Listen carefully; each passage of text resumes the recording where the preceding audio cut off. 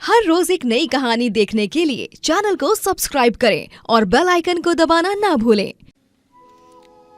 विराज अपनी बीवी नैना, बूढ़ी माँ देवयानी और पिता जगजीवन के साथ रहता है। जगजीवन बहुत अच्छा खाना बनाया करता है और उसके हाथ के तंदूरी पराठे हर किसी के पसंदीदा होते हैं। वाह पापा जी, आपके हाथ के बने ये तंदूरी पराठे तो वाकई में काफी कमाल के हैं। ऐसे पराठे तो मैं भी नहीं बना पाऊंगी। हाँ नैना, तुमने बिल्कुल सही कहा। मेरे पापा हैं ही इतने कमाल के कि उनका क्या ही कहना। क्यों पापा? शुक्रिया बच्चों। जगजीवन जी ना सिर्फ ये तंदूरी पराठे बल्कि और भी ढेर सारे अलग अलग प्रकार के व्यंजन बना लेते हैं। इनके हाथों में जादू है, जादू। एक दिन अचानक से विराज की नौकरी छूट जाती है और अब घर में पैसों की दिक्कत होने लगती है। तू चिंता मत कर विराज बेटा, मैं व्रत रखूंगी, फिर देखना कैसे तुझे पहले से भी अच्छी नौकरी मिलेगी। हाँ विराज, तुम्हारा एक्सपीरियंस भी इतना अच्छा है, तुम ट्राई करते रहो, इंटरव्यूज देते रहो, देखना तुम्हें एक अच्छी जॉब जरूर मिलेगी। आजकल जॉब मिलना बहुत मुश्किल हो चुका है नैना माँ, इसीलिए मुझे बहुत टेंशन हो रही है। सारे खर्चे कैसे पूरे होंगे, कैसे संभालूंगा मैं सब कुछ? मुझे तो कुछ भी समझ में नहीं आ रहा है। जगजीवन विराज की ये सारी बातें सुनकर काफी परेशान और दुखी होता है। काश मैं भी कुछ काम करता या मेरी पेंशन आती। सारा का सारा प्रेशर मेरे बेटे पर आ चुका है। नहीं, मैं ऐसे समय में अपने परिवार को तकलीफ में नहीं देख सकता। मैं अपने परिवार वालों को दुख में नहीं देख सकता। मैं कुछ ना कुछ तो करके ही रहूंगा। जगजीवन इंटरनेट पर देखता है कि आजकल बहुत से लोग कुछ न कुछ खाने के आइटम्स बनाकर बेच रहे हैं और फेमस होने के साथ साथ अच्छे खासे पैसे भी कमा रहे हैं। ये देख उसके दिमाग में भी यही सुझाव आता है। क्यों ना मैं भी कुछ ऐसा ही करूं। क्यों ना मैं तंदूरी पराठे बनाकर बेचूं। वैसे भी सभी को मेरे हाथ के तंदूरी पराठे बहुत पसंद आते हैं। क्या पता अगर लोगों को भी पसंद आ गए तो वो भी मेरी तंदूरी पराठे के दीवाने हो जाएंगे और मैं भी अच्छे खासे पैसे कमाने लगूंगा। जगजीवन अब घर पर किसी को ना बताए हुए मोहल्ले में तंदूरी पराठे का ठेला लगाकर बेचने लगता है और कुछ ही घंटों में उसके ठेले के पास ग्राहकों की लंबी लाइन लग जाती है। सभी उसके ठेले के तंदूरी पराठे बड़े ही चाव से खाने लगते हैं। अरे वाह वाह, क्या पराठे हैं ये, मजा आ गया भाई। हाँ, ये तंदूरी पराठे में पहली बार खाए हैं। इनका स्वाद काफी बढ़िया है काका। मैं और एक खाऊंगा, वो भी पुदीने की चटनी के साथ। और मैं भी एक और खाऊंगा। बहुत ही लाजवाब है ये पराठे। आहा, मजा ही आ गया। जगजीवन का ये तंदूरी पराठे का छोटा सा बिजनेस अब अच्छे से चल पड़ता है, लेकिन जब विराज को इसके बारे में पता चलता है तब वो बहुत गुस्सा हो जाता है और घर पर जगजीवन को खूब सुनाता है। पापा, क्या जरूरत है आपको ये सब करने की? मैं कहीं ना कहीं से उधार लेके चला लेता ना घर। आपने वो तंदूरी पराठे का ठेला क्यों खोल दिया? लेकिन विराज बेटा, मैंने उसमें गलत ही क्या किया है? अब घर में इतनी आर्थिक समस्या चल रही है, इसीलिए तुम्हें थोड़ी सी मदद हो जाए, यही सोचकर मैंने ये सब किया। हाँ विराज बेटा, उसमें क्या गुस्सा होना। लेकिन माँ, इनके कारण लोग मेरा मजाक बना रहे हैं, मुझे ताने दे रहे हैं कि बेटा घर पर है और बाप बाहर ठेला लगाकर बेच रहा है। यही दिन देखने को रह गया था बस। अरे आपने तो ठान ही लिया है कि आप हमारे परिवार की और खासकर मेरी इज्जत मिट्टी में मिलाकर ही रहोगे। अरे नहीं विराज बेटा, ऐसा बिल्कुल भी नहीं है। ऐसा ही है पापा। विराज, बस बहुत हुआ। तुम पापा के साथ इस तरह से बात नहीं कर सकते हो। कोई काम बड़ा या छोटा नहीं होता है। मैं भी पापा के साथ जाकर उनकी मदद करती हूँ, उसमें क्या होता है? पापा का तंदूरी पराठा ठेला पूरी कॉलोनी में कितना फेमस हो चुका है, इसका अंदाजा भी है तुम्हें? अरे ग्राहकों की लंबी लाइन लगी रहती है जब देखो तब, और तुम पापा को इतना सुना रहे हो। जिसको जो करना है वो करे, मुझे कोई फर्क नहीं पड़ता। हाँ। इतना कहकर विराज गुस्सा होकर वहाँ से चला जाता है। लेकिन इन सब के बावजूद भी जगजीवन ठेला लगाना बंद नहीं करता और वो तंदूरी पराठे बेचना जारी रखता है। लेकिन उसी मोहल्ले में एक और पराठे बेचने वाली रहती है जिसका नाम कोमल होता है। कोमल को जगजीवन की तरक्की से खूब जलन होने लगती है। इस बूढ़े तंदूरी पराठे वाले के कारण मेरे ढाबे के पराठे खाने कोई आता ही नहीं है। सबको बस इसके तंदूरी पराठे खाने का चस्का लगा हुआ है। लेकिन मेरा नाम भी कोमल है। मैं इस बूढ़े को एक झटके में यहाँ से भगा सकती हूँ। इसके ठेले में मुसीबत खड़ी करके ही मानूंगी मैं, और ये तो अब मैं करके ही रहूंगी, क्योंकि इसके रहते हुए तो मेरे पराठे बिकने से रहे। इसीलिए अपनी तरक्की के लिए इसकी तरक्की में बाधा डालनी ही होगी मुझे। अब तो बस देखते रहे बुढ़ाऊ, मेरा नाम कोमल है, काम नहीं।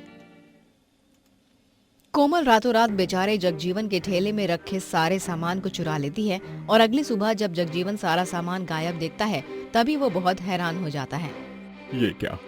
ये नहीं हो सकता।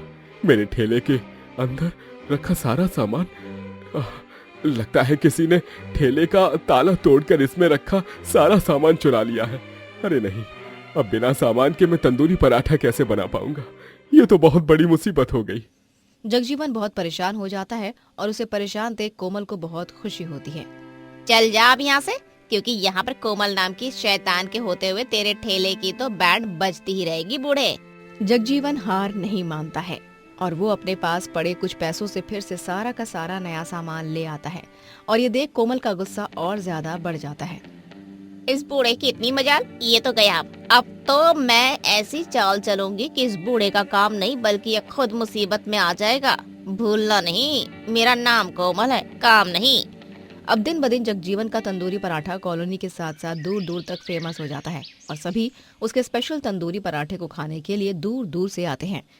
एक दिन कोमल कुछ गुंडों के पैसे देकर जगजीवन को अगवा करने का आदेश देती है और जब वो गुंडे जगजीवन को अगवा करने पहुंचते हैं तभी खुशकिस्मती से वहां से विराज और नैना गुजर रहे होते हैं और विराज उन गुंडों को मारकर अपने पिता को बचा लेता है।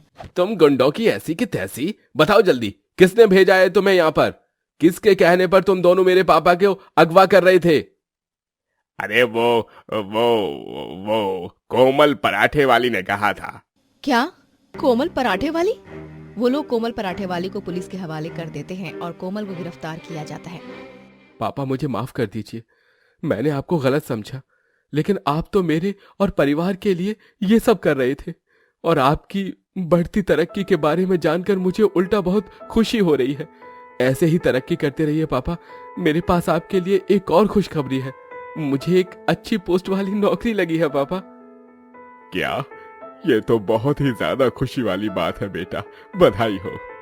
इस तरह अंत में विराज को भी अच्छी पोस्ट वाली नौकरी लगती है और वहीं जगजीवन तंदूरी पराठे ठेले में पराठे बेच कर ढेरों पैसे कमा लेता है और अपना एक बड़ा सा तंदूरी पराठा ढाबा खोलता है और इतनी ज्यादा उम्र होने के बाद भी वो खूब मेहनत करके तरक्की करता है। एक गांव में ज्योति नामक एक गरीब औरत रहती है जो गांव के एक अमीर घराने में नौकरानी होती है। उस अमीर घराने में मालकिन कामिनी, मालिक तेज प्रताप, उनका बेटा शौर्य रहते हैं।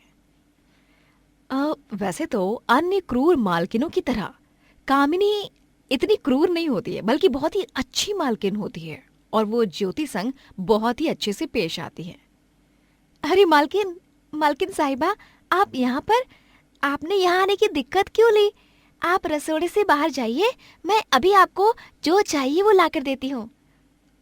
ओफो ज्योति, तुम भी ना, पूरी बात तो सुन लो पहले। मैं यहाँ तुम्हें कुछ आदेश देने नहीं आई हूँ, बल्कि तुम्हें ये पैसे देने आई हूँ मैं।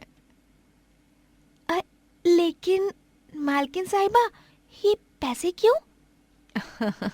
नया साल आने वाला है, इस खुशी में मैंने सोचा कि क्यों ना तुम्हें भेंट स्वरूप कुछ देने की जगह पैसे ही दे दिए जाए। इन पैसों से ना तुम तुम्हारी जरूरत की चीज लेकर खुश रह सकती हो। धन्यवाद मालकिन साहिबा, आप सच में बहुत अच्छी हो। मैं बहुत भाग्यशाली हूँ कि मुझे आप जैसी मालकिन मिली। बहुत बहुत धन्यवाद। संभल कर रख लेना इन्हें। अब मैं चलती हूँ। दोपहर के खाने में तुम्हें जो बनाना है बना लेना, और हाँ, कल रात की खीर जल गई थी, उसकी बर्फी बना देना बस। ठीक है? ठीक है मालकिन साहिबा। ज्योति अपने सारे काम निपटाने लगती है। कामिनी और ज्योति का रिश्ता मालकिन और नौकरानी का कम, लेकिन दो बहनों की तरह ज्यादा था। कुछ भी होता तो कामिनी पहले आकर ज्योति से शेयर करती और दोनों यूं ही दिन भर गप्पे लड़ाती रहती। एक दिन कामिनी की दूर की सहेली कुछ दिनों के लिए कामिनी के घर पर रहने आती है। उसका नाम डॉली होता है। अरे मेरी बहन कामिनी, कैसी है तू? मैं एकदम फर्स्ट क्लास, तू बता? मैं भी। बाय द वे, मानना पड़ेगा, घर बहुत ही आलीशान और सुंदर है तेरा। तू तो लगी है यार कि तेरी शादी तेज जीजू जैसे अमीर व्यापारी से हुई है। चल चल, अब ज्यादा नजर मत लगा मेरी जिंदगी को। हाँ नहीं तो। आई बड़ी तू भी। हाँ ज्योति, जाओ और नाश्ता लेकर आओ ना। जी मालकिन साहिबा, अभी लाई। ज्योति कामिनी और डॉली के लिए नाश्ता लाती है और उन्हें परोसती है। तभी अरे ज्योति, तुम कहाँ जा रही हो? तुम भी बैठो हमारे साथ और खाओ। बैठो बैठो। ओ, ओ वो मालकिन साहिबा। अरे कामिनी, तू पगला गई है क्या? भला कोई अपने घर के नौकर चाकरों को अपने साथ खाने पर बैठाता है क्या? हाँ, इतना भी सर पर मत चढ़ा कर रख इस नौकरानी को। ये गरीब लोग जिस थाली में खाते हैं ना, उसी में छेद करते हैं। डॉली की बात सुनकर ज्योति को बहुत बुरा लगता है और वो वहां से रसोई में चली जाती है। क्या तू भी डॉली? देखा, रूठ कर चली गई ज्योति। डॉली, ज्योति इस घर की नौकरानी तो है, लेकिन उसे हम नौकरानी की तरह ट्रीट नहीं करते। वो एक तरह से इस घर की एक सदस्य जैसी ही है, समझी तू? लेकिन कामिनी, ये सही नहीं है। देखना, एक दिन तुझ पर ही भारी पड़ेगा तेरा ये एक्स्ट्रा लाड दुलार। चुप कर, ऐसा कुछ नहीं होगा। चल अब ये सारी बातें छोड़कर नाश्ता कर और बता, कितने दिनों के लिए आई है तू यहाँ पर? कुछ नहीं, बस 10 से 15 दिनों तक, फिर चली जाऊंगी। ठीक है, तो इस घर को अपना ही घर समझ डाली और जितने दिन रहना है ना, आराम से रह। Oh my god, thank you so much Kamini, तेरा दिल सच में बहुत बड़ा है। डॉली अब उस घर में रहने लगती है। एक दिन जब तेज प्रताप अपने काम करने के लिए कहीं बाहर गया होता है और कामिनी और ज्योति भी बाजार में खरीदारी करने गए होते हैं, तभी घर में डॉली ही अकेली होती है। वो हर एक कमरे में जाकर देखती है और जब वो कामिनी और तेज प्रताप के कमरे में जाती है, तब वो उनकी अलमारी खोलकर उसमें ढेर सारा सोना देखती है। अरे वाह वाह, इतना सारा सोना! सच में कामिनी की तो लाइफ सेट हो गई है यार। एक मैं ही रह गई हूँ पीछे। लेकिन नहीं, मैं सारे धन को ना लूट कर रहूंगी और ऐसे लूटूंगी कि किसी को कुछ पता भी नहीं चलेगा। ओह, लेकिन ये अभी सही समय नहीं है। ये शुभ काम मुझे बाद में करना होगा। डॉली वहां से अपने कमरे में चली जाती है। एक दिन जब ज्योति अपने काम को कर रही होती है और कामिनी सो रही होती है, तभी डॉली उसके कमरे में जाकर चुपचाप सारे गहने और पैसे चुरा लेती है। अब मैं इन सारे गहनों को अपने पास ही रखूंगी और सारा चोरी का इल्जाम जाएगा बेचारी उस गरीब नौकरानी ज्योति पर। डॉली सारे गहने और पैसे अपने कमरे में छुपा कर रख देती है। जब कामिनी अपने गहने और पैसे अलमारी से गायब देखती है, तब वो एकदम से हैरान हो जाती। क्या हुआ कामिनी? अब तू इतनी परेशान से क्यों लग रही है? अब कुछ हुआ है क्या? डॉली, वो मेरी अलमारी से सारे के सारे गहने और पैसे चोरी हो गए हैं। न जाने किसने चुराए हैं। हाँ, क्या? ये तो क्या कह रही है कामिनी? तेरी अलमारी में से गहने और पैसों की चोरी हो गई? OMG! तुम मान या मत मान, मुझे तो सारा शक इस ज्योति पर ही है। इसने ही तेरे गहने और पैसे चुराए हैं। मान ले मेरी बात। नहीं मालकिन साहिबा, डॉली मैम साहब, मैंने मालकिन के गहने नहीं चुराए हैं। भगवान जी की सौ, मेरा यकीन कीजिए, मैंने नहीं चुराए। अगर तूने गहने नहीं चुराए तो तुम इतनी कांप क्यों रही हो और तुम्हारे इतने पसीने क्यों छूट रहे हैं? ज्योति, बताओ, सच क्या है? तुम इन्हें चोरी की है ना? बताओ ज्योति। नहीं मालकिन साहिबा, आप ऐसा सोच भी कैसे सकती हो? मैंने चोरी नहीं की है, मेरा यकीन कीजिए। मैं भला चोरी क्यों करूंगी? आपका दिल इतना अच्छा है, आप मुझे जरूरत पड़ने पर समय समय पर पैसों की मदद करती हो मालकिन साहिबा। मैंने चोरी नहीं की है, यकीन कीजिए। चुप रहो तुम। और तू कामिनी, इस ज्योति की चिकनी चुपड़ी बातों में आने की भूल भी मत करना। तू इसी ने गहने और पैसे चुराए होंगे, मैं तुझे दावे के साथ कह रही हूं। ठीक है मालकिन साहिबा, अगर आपको सच पता करना है ना, तो फिर चलिए सच पता करते हैं किसने चोरी की है। मैं गुरु माँ को बुलाऊंगी। गुरु माँ के पास दैविक शक्तियां हैं जिनसे वो चोर का पता लगा लेंगी।